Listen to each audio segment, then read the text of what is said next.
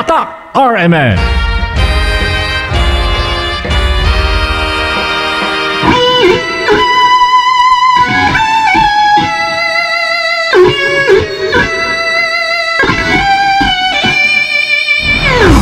Ito ang nag-iisang pagbabalita sa radyo na tunay na napapakinggan ng Pilipino sa buong bansa, sa buong mundo. Kasama si Buddy Oberas. Live mula sa RMN News Center, Manila. Ito ang KBP Golden Dove Best News Program. RMN News Nationwide. Headlines. Ngayong tanghali sa RMN News Nationwide, ilang residente sa Davao City nilikas dahil sa pagbaha. Pagyayabang ni Pinoy kaugnay sa dumadaming investor sa bansa, sinupla na isang ekonomista. Ang tunay niyan, kung bibigyan mo ng reality check, hindi pa talaga pumapasok. Iba't ibang grupo nagahanda na sa huling kilos protesta kaugnay sa FOI Bill. Upang magbigay ng huling panawagan sa Pangulo na sertipikahan bilang isang urgent na bill itong FOI Bill. Philippine National Police bumuna ng task force matapos ang pananambang sa mga pulis sa Negros Occidental. Headlines. Palit ang business natin, industriya ng abaka, inaasahan lalago sa Sorsogon. At mga kasama sa ibayang dagat, ang Brazil isang buwan pong magluluksa kasunod ng sunog na komitil na mahigit sa 200 katao. Headlines. RMN. Buong bansang pag-isang boses ng balita. RMN News Nationwide. Sa Pilipinas, maraming radyo pero iisang network lamang ang may pinakamaraming numero 1.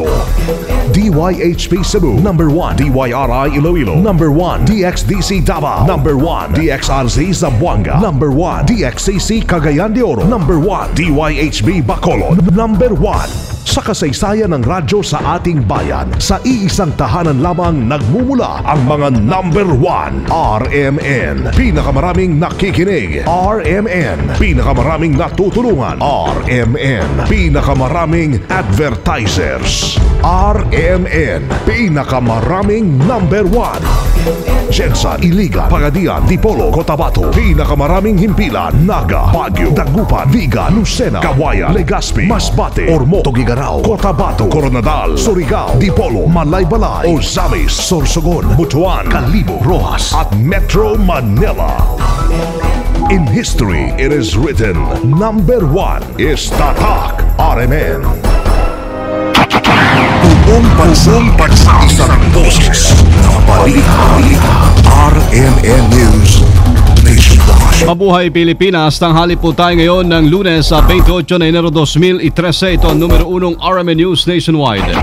Ako si Buddy Oberas, tayo po'y live sa DWDNY 1107 RMN Kawayan, DWNX 91.1 RMN Naga at DXMY 729 RMN Cotabato.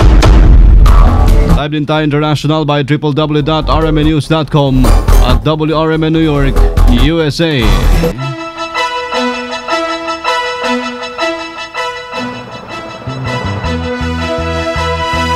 DZXL Flash Report. Mga kasama natin sa Balita Live, si Joy Sadra. RMN Report. Isang Australian national ang nahulihan ng 45 pieces ng bala ng 9mm at isang magasin ng 9mm sa NAIA Terminal 2. Papunta sana ng Bangkok via Philippine Airlines sa flight PR730 ang dayuhan na si Andrew David Stroud nang ma-detect ng airport authorities ang mga dala nitong bala. Si Stroud ay hawak na ng Philippine o PNP Aviation Security Group at siya ay kakasuhan ng illegal possession of firearms and ammunition. I-turn over na rin sa PNP Avse Group ang mga nakumpiskang bala at magasin mula sa naturang dayuhan. Mula sa NAIA, Joyce Adra, Tatak R. Radyo mo Nationwide. RMN News Panahon. Sa panahon, mga kasama, magiging maulan pa rin po ang silangang bahagi ng Visayas at Mindanao dahil sa mapal na mga kaulapan. Kahit nalusaw na yung low pressure area na namatan sa may Pacific Ocean. Dahil dito ang Compostela Valley at ang Davao Oriental ay maaranas ngayong araw ng moderate to heavy rain. Napayuhan pa rin ang mga naninirahan sa mga nabanggit na lugar na mag-ingat po sa pagbaha at pagguho ng lupa. Samantala, umiral pa rin ang hangin-amihan sa Luzon na siyang dahilan ng malamig na panahon lalo na sa madaling araw. Sa ngayon, umiral pa rin ang gale warning sa bahagi ng Northern, Central at ng Southern Luzon. Nagsilikas na may 111 residente sa Purok Santo Niño, Barangay Bunawan, Davao City matapos umabot hanggang dibdib ang baha sa kanilang lugar kagabi. Maging ang Purok Virgo sa Barangay Lasang ay binharin kaninang madaling araw. Kaya't sa pilitan na pinalikas yung mga residente dahil sa pagtaas po ng tubig. Umapaw din ang mga kalsada, tanging malalaking sasakyan lamang ang pwedeng dumaan ngayon. Kasabay ng pagbahay, pinutol na rin ang linya ng kuryente sa lugar. Inaalam pa ng ilang pamilya at gaano po kalawak o inaalam pa rin hanggang ngayon kung ilang pamilya na ang naapektuhan ng pagbaha. Hindi kumbensido ang ekonomistang si Professor Benjamin Jokno sa sinabi ni Paulong Noynoy Aquino na mismo ang mga investors ang voluntaryong pumupunta sa bansa para maglagak po ng kanilang negosyo. Sa interview ng RMN, tahasang inihayag ni Jokno na hindi totoo ang sinabi ng Pangulo, kung saan sinabi nito na kung talagang nagkakandarapang maglagak ng negosyo yung mga foreign investors, bakit nananatiling mataas pa rin ang unemployment rate sa bansa? Ang real test niyan, kung talagang pumupunta rito yung mga investors, ay yung tinatawag na foreign direct invest. Ang tunay niyan, kung bibigyan mo ng reality check, hindi pa talaga pumapasok. Number 2, ng Department of Labor, nawalan pa tayo ng halos 1 million na trabaho. Yun ang reality. Imbis na magabang, pinayuhan po ni Jokto si Paulo Noy na pagtuon ng alaman ng pansin ng labor surplus o ang sobrang dami na mawalang trabaho sa Pilipinas. Ang dapat na tingnan ng presidente ay yung unemployment. For a country with the labor surplus, dami-daming mga workers, potential workers na walang trabaho. Dagdag pa nito, hindi rin naman dapat ipagpasalamat ng Pangulo ang gumagandang takbo ng Philippine Stock Exchange. Sino ba mga nakikinabang? Estimate ko siguro at most 2% ng population natin ang nakikinabang dyan. So, taka dyan na may mga nagdadrive ng magagarang kotse, siya yun sa mga nakikinabang dyan, ano? Si dating DBM Secretary at Professor Benjamin Jokno sa RMN. Samantala sa iba pang balita, planchado na po yung kilos protestang inilatag na iba't ibang grupo sa panguna ng Right to Know Coalition mamayang hapon sa Mindiola sa Maynila. Bilang huling panawagan kay Paulong Noynoy Aquino na gawing priority bill ang Freedom of Information Bill. Sa interview ng RMN kay Attorney Nepomuceno Malaluan, convener ng The Right to Know Coalition, dahil po ng kanilang kilos protestang ipabot sa huling sandali sa Pangulo at ilang mga kalyado nito sa Kongreso at Senado ang hinaing na sertipikang urgent ang FOI bill. Ito sa kabila ng naunang pahayag ng Pangulong hindi kasama sa kanyang mga prioridad ang panukala. Sa paniniwala namin ay pamunuan ng Kongreso kasama ang Majority Leader Neptali Gonzales ay kitang-kita na hindi pagtalakay nitong panukalang batas na ito at ayaw bigyang daan talaga ng mababang kapulungan ang FOI bill. Bukod sa The Right to Know Coalition, ilang grupo rin na mamamahayag ay inaasahan po magmamarcha sa Mindiola.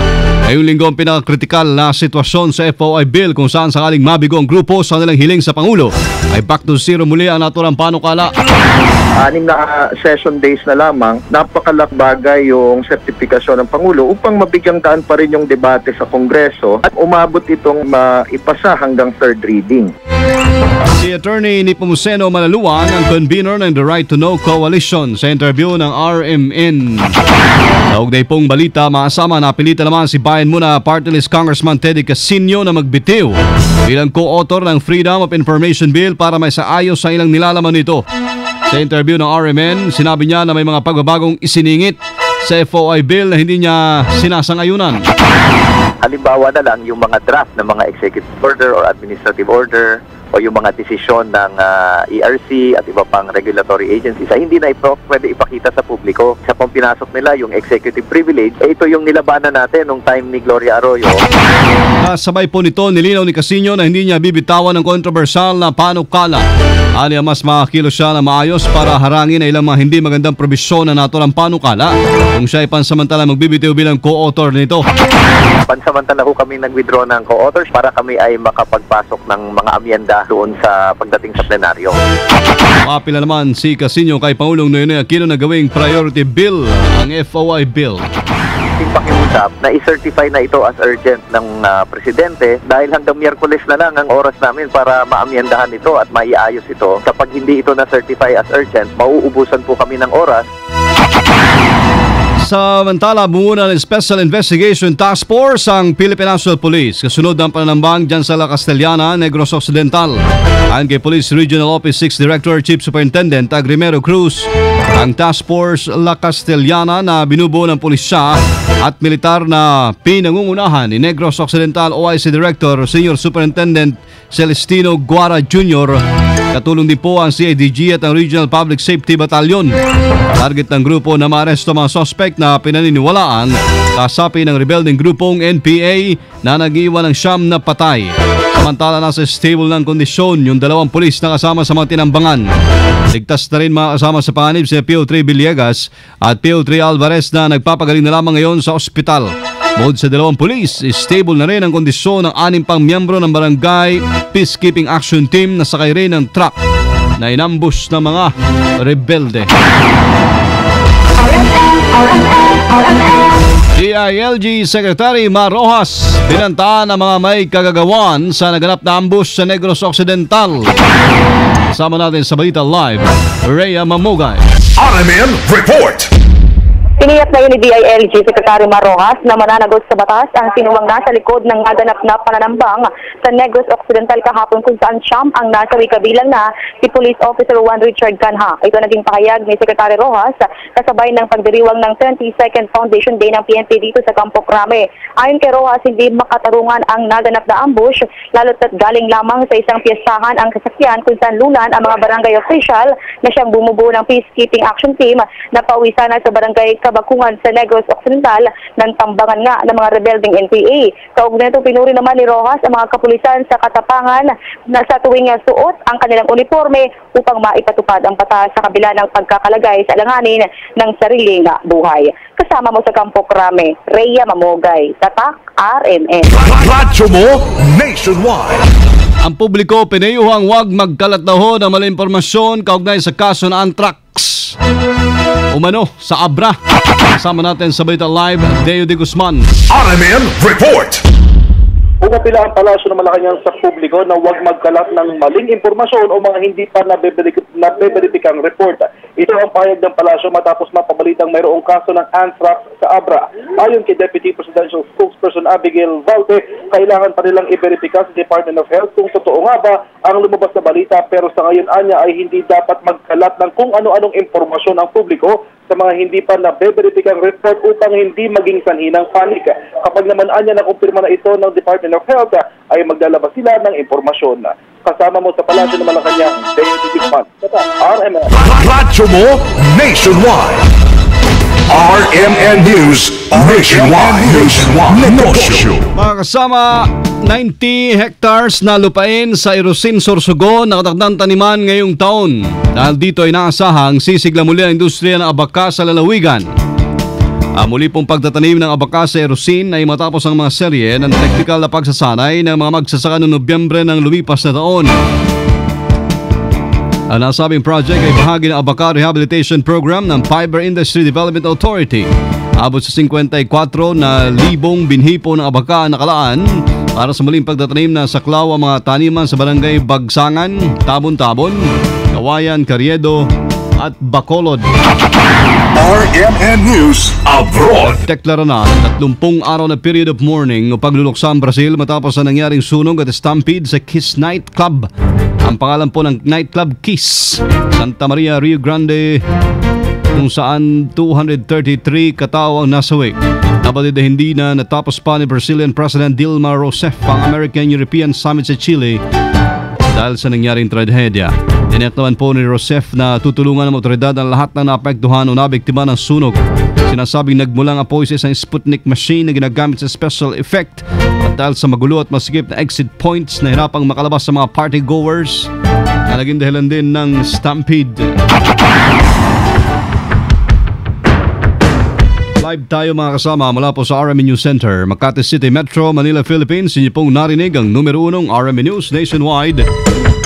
Tanghali na po ng Lunes, January 20, 2013. Panoorin po ating pagbabalita ngayon alas 12 ng tanghali sa YouTube. Type lamang RMN News Nationwide. Sala po ni Weng de la Peña. Kasama nyo sa serbisyo publiko si Buddy Oberas. Dito pa rin sa tahanan na may pinakamaraming number 1 sa 2013.